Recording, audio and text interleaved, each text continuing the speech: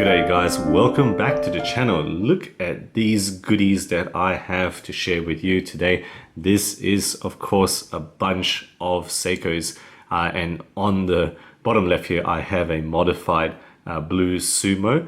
This one courtesy of my mate and local supporter Graham, who's made this available and organized the modifications here, and I'll get into that in detail later on. But for the time being, I just want to do firstly a review of this one. This one is of course the Vampire Monster, and then a slight side by side with my orange Monster here. So let's put that aside and focus on this particular watch at the moment. So Seiko SRP 313, known as the Vampire Monster. Sometimes they call it the Vampire Blood Monster, or otherwise the Dracula Monster. So choose your particular nickname as you feel like, I reckon. So original MSRP of these SRP Monster models were 595 USD, no longer available and very difficult to find new old stock, and on the secondary market it's a little bit insane. I found listings. The cheapest one I could find was around the 1,000 Australian dollar mark. That means that's about 750 USD mark. So it's gone a little bit insane on the secondary market. If you can find a new condition one for MSRP, I reckon that's probably a reasonable one if you particularly want this model.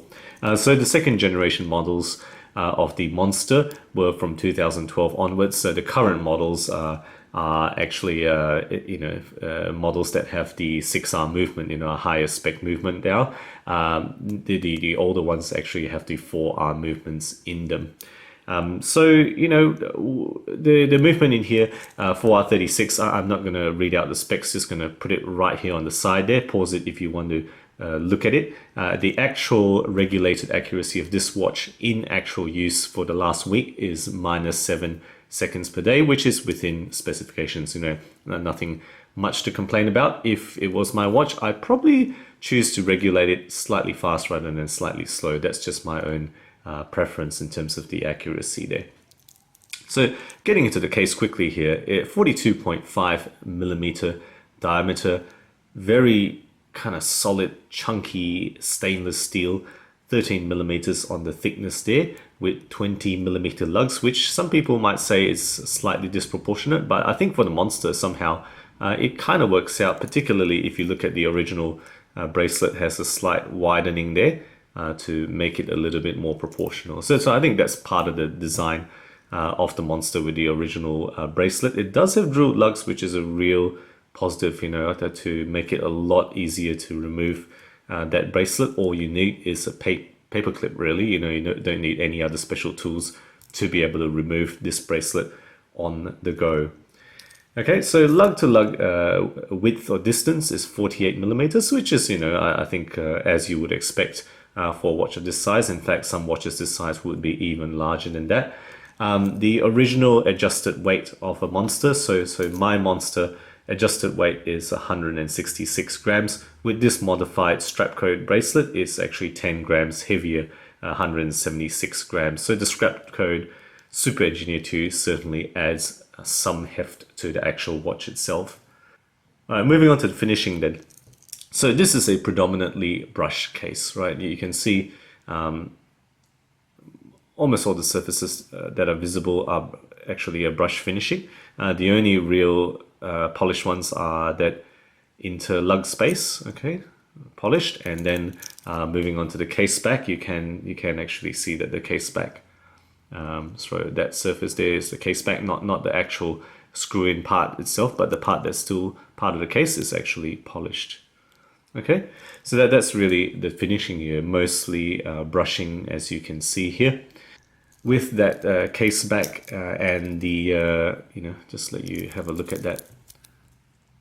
Okay, that famous Seiko Tsunami embossing, and that plain crown at the 4 o'clock position, right? With a nice grip there and a crosshatch grip there.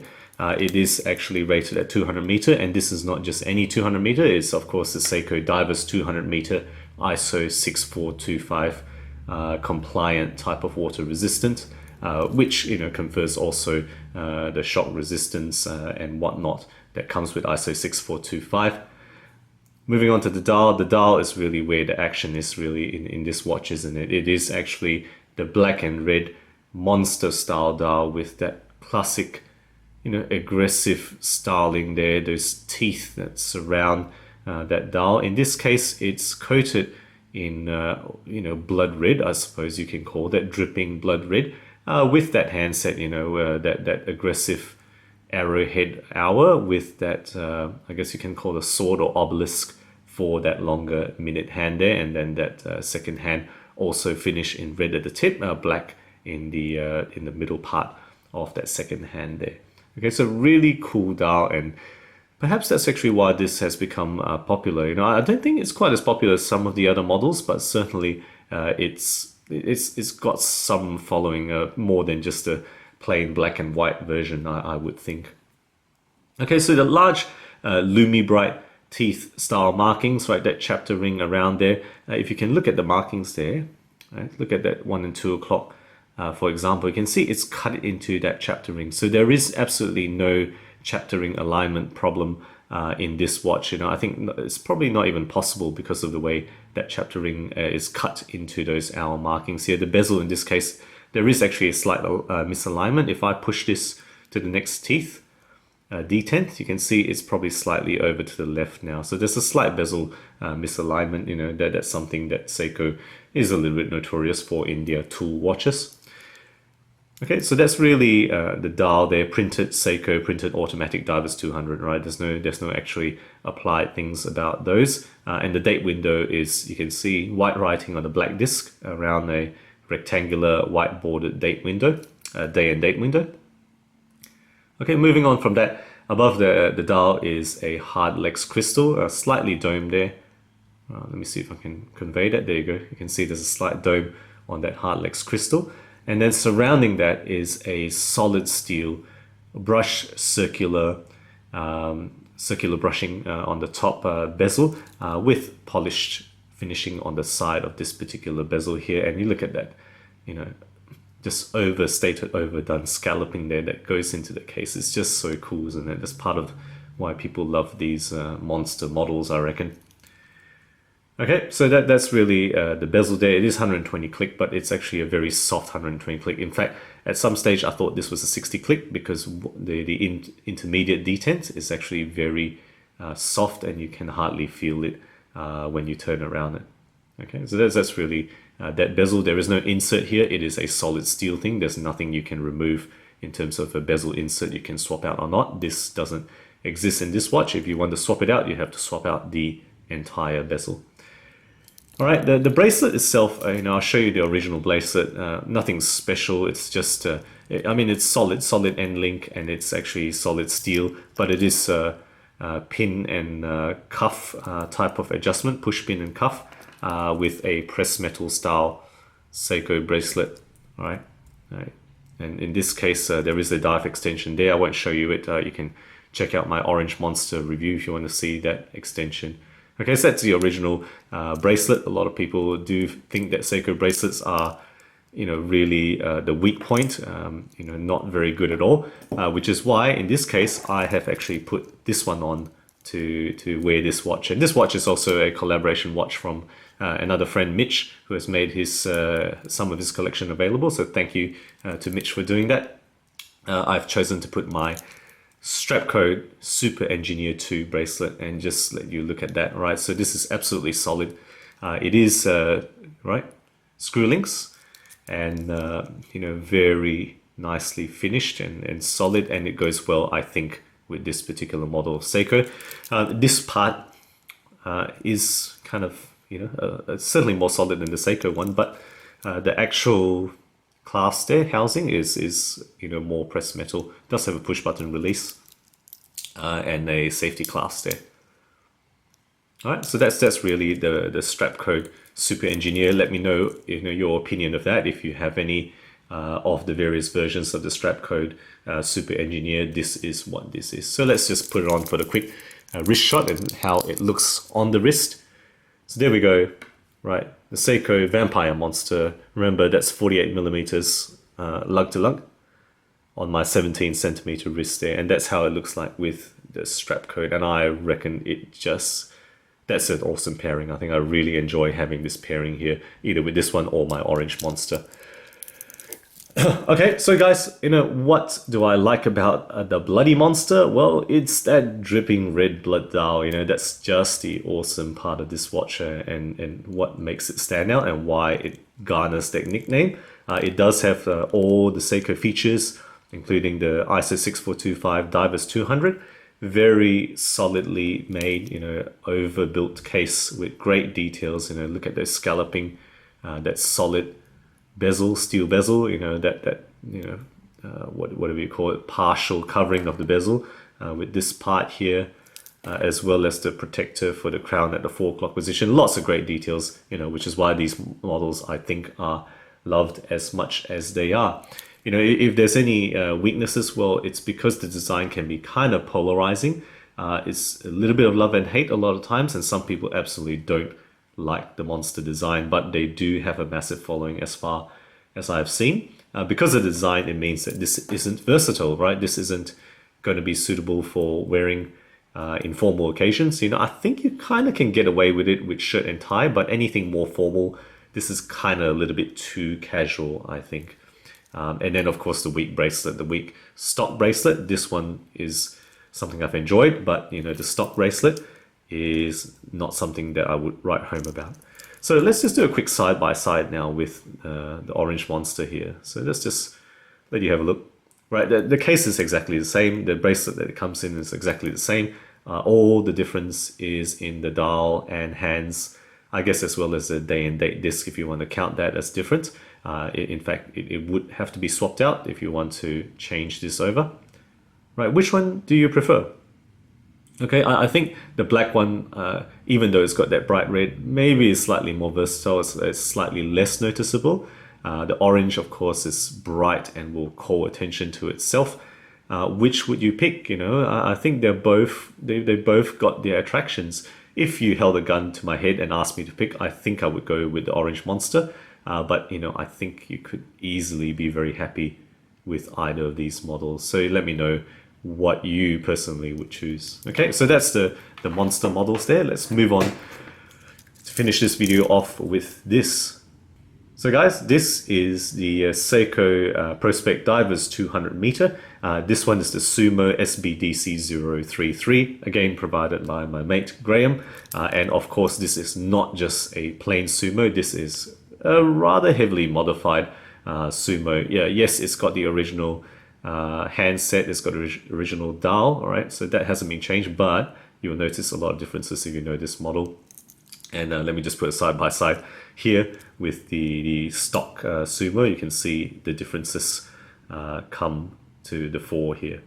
Okay, so let's just start with the crystal on the top here. So this one is a double dome sapphire, and these come from DLW watches. Apparently they're a pretty well-known provider of Seiko mod parts. I've never come across them before, but Graham, he got these parts from them. So DLW watches, double dome Sumo sapphire crystal, and look at that, awesome distortion and such a high dome. It's just a delight to behold, I think, and I'll put all links to all of these products down the bottom, of course, so you can explore at your leisure. Okay, so that's the sapphire crystal, and then immediately you'll notice this is a dual time Batman ceramic insert. Okay, so this isn't a true GMT bezel. You can see the markings are not 1:24 but rather 1:12, so it kind of complements this watch because this isn't a GMT watch, but it is ceramic and it does have that dual tone black and blue, which gives the nickname Batman, for, I guess, most famously made in the Rolex GMT Master 2, the black and blue version here. Okay, so that's how that looks like. Now, one thing to note is that whilst it's ceramic and it's really quite nicely done, it doesn't have lume. So if you take a lume shot of this in the dark, you'll only see the original hour markings and the handsets. There won't be any lume on the bezel. So this one, I guess strictly speaking, won't function as a dive bezel, because the dive bezel you need to be able to have some lume to indicate the dive timing. Right, so just beware of that if you're going to choose to mod your Seiko with this particular mod product anyway. Okay, and then lastly, just moving on to this bracelet, which I think is an awesome looker. I mean, look at that. Right? brushing there, polished beads of rice and polished on the side there. So this is from Yobokies. Yobokies, Hong Kong based maker of Seiko mod products, and Yobokies, I was told, interestingly, is actually the reverse of Seiko Boy Yobokies. So this is the 20mm beads of rice bracelet. You know, this part, I think it's pretty stock. You can probably get this from any number of Chinese factories, right? That's simple. You know, he's got his Y, you know, symbol etched there. Okay, but you've seen this on any number of Chinese watches, Phoebus, for example. Right, press metal, button release, press metal, folding clasp here. Nothing too special. This beads of rice, I think it's in the look of it. This one isn't very heavy. In fact, it actually lightens the bracelet, lightens the watch compared with the stock bracelet. So the solidity of this is not the best, but I think it's all in the look, and I think the look is pretty awesome. I think this finishing, and let's just put on for the wrist shot now. And there we have it, you know, the large Sumo, which strictly speaking is too large for me, I think, but just take a look at that you know, that beautiful finishing. You know, I really like the look of this, and this pairs very well with the Sumo, I think, right? And with the DLW watches, double dome sapphire and that ceramic insert for the replacement on the bezel. All right, and then a quick shout out to Gary Fulton Watchmaker in Perth CBD. Guys, if you need a reliable watchmaker, I have found Gary to be very good, and he's old school in all the best ways. So check him out if you need any repairs or modifications done. So guys, there we have it. That's my review of this Vampire Monster, as well as the modified Seiko Sumo here, along with Strapcode Super Engineer. Let me know what you think of these, you know, of your Sumo pieces. If you mod them, I'd like to hear what you have done. Guys, if you enjoy my videos, do consider subscribing. New content every week, always aiming to be objective and unbiased about all things horology. Thank you again for sticking with me, and as always, I'll catch you next time.